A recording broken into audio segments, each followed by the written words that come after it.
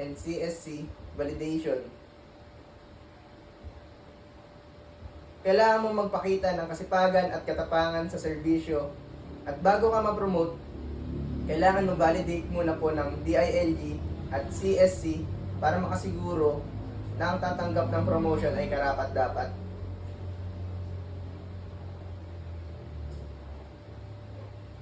Performance Evaluation System.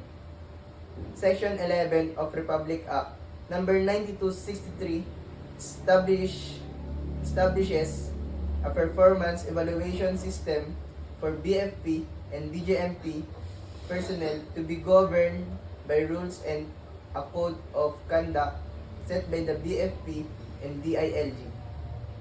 The performance evaluation system aims to enhance individual efficiency, behavioral discipline, and promote organizational effectiveness and commitment to service. The performance rating system will be based on a standard set by the BFP and DILG, considering result for annual psychiatric, physical, agility, and drug tests for BFP personnel. Sabi po dito, ang BFP and DILG is nagpo-focus sila i-promote at pagiging commitment mo sa isang trabaho at magandang performance and also behavior and discipline.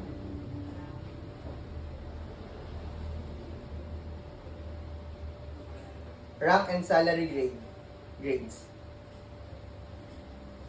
Section 12 of Republic Act Number 9263 mandates that the starting salary for uniformed personnel of the Bureau of Fire Protection should match the salary grade level of their counterparts in the Philippines National Police and the Armed Force of the Philippines as outlined in previous law. This aims to enhance their welfare,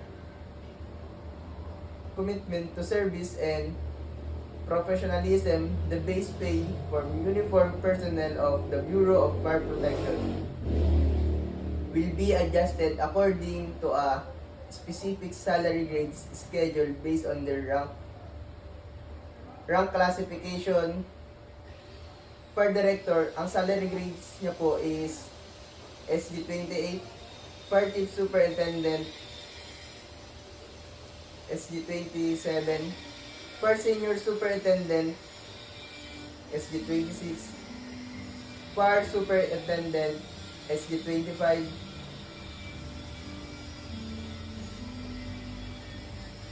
for chief inspector SG24, for senior inspector SG23, for inspector SG22, for senior officer 4 SG19, for senior officer 3 SG18, for senior officer 2 SG17, for senior officer 1 SG16, for officer 3 SG14, for officer 2 SG12, for officer 1 SG10.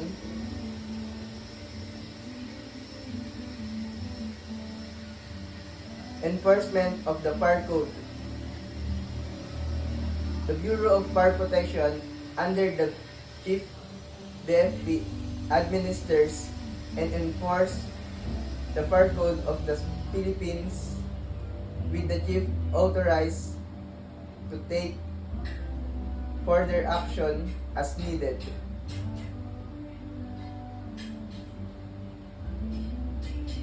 A. The Chief of the BFP can issue implementing rules, regulation, and standard, including fields and penalties for fire service as defined in the Fire Code of 2008. Ang Fire Code of 2008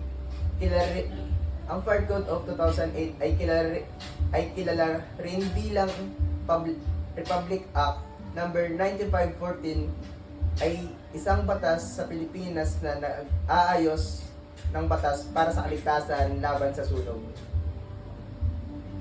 B.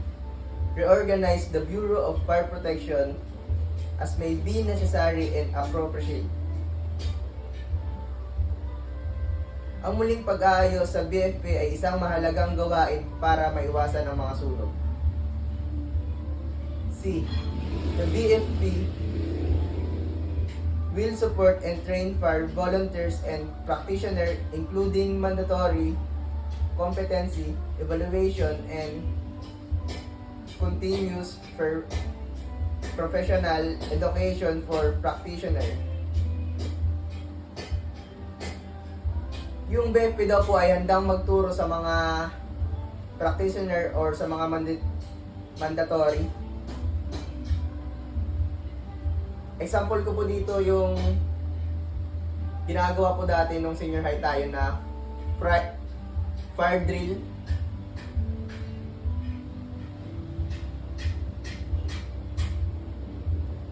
D.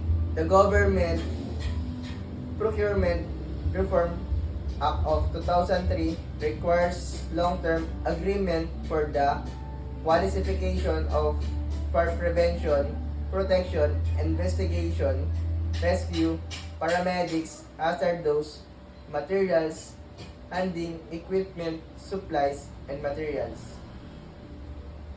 Ang Government Procurement Reform Act of 2003, ito po ay nagsusupply ng kagamitan to fire prevention and protection tulad ng investigation, rescue, paramedics, hazardous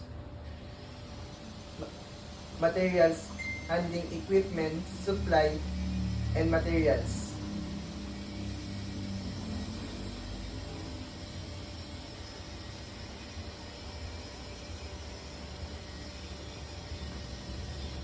E. The BFP is authorized to create memoranda of agreement with government and private entities to collaborate on fire prevention, safety, and suppression efforts. Ang BFP ay maaaring magtrabaho upang maprotektahan ang publiko mula sa sunog. F.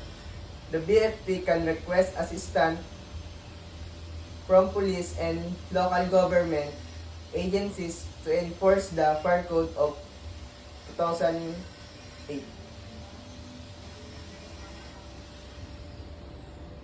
Ang BFP ay maaaring humingi ng tulong sa PNP upang makatulong sa pag-iimbestiga ng mga insidente ng sunog.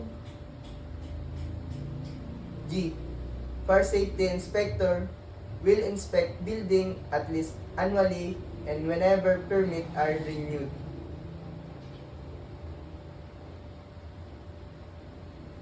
Ang mga inspector daw po ay mahalaga para sa lahat.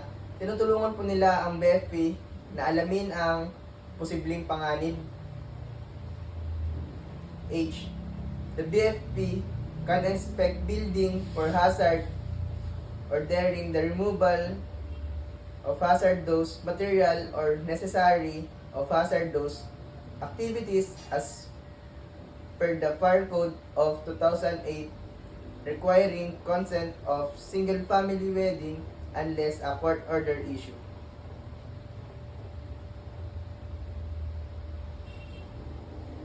Pwede daw po nilang alisin yung mga hazard or mga bagay na maaaring makadisgrasya, pero need po ng valid na warat o utos po ito ng hukuman. I. If conditions are deemed hazardous, the BFP can order building owners or occupants to immediately correct them. Kung mukha na daw pong delikado, is pwedeng sabihan yung owner ng bahay para maiayos ito. Building owners or occupants must submit plans and specification to ensure compliance with building codes and standard. Yung naninirahan daw po dito ay need magpasa ng mga plano or mga babaguhin para sa compliance ng building. Okay.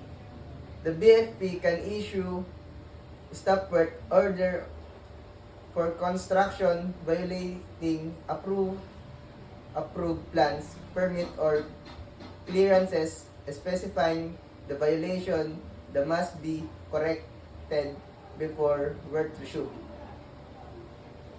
Ang BFP daw ay may karapatang pahintuin ang mga trabahador na gumagawa ng bahay kung wala daw po itong permit.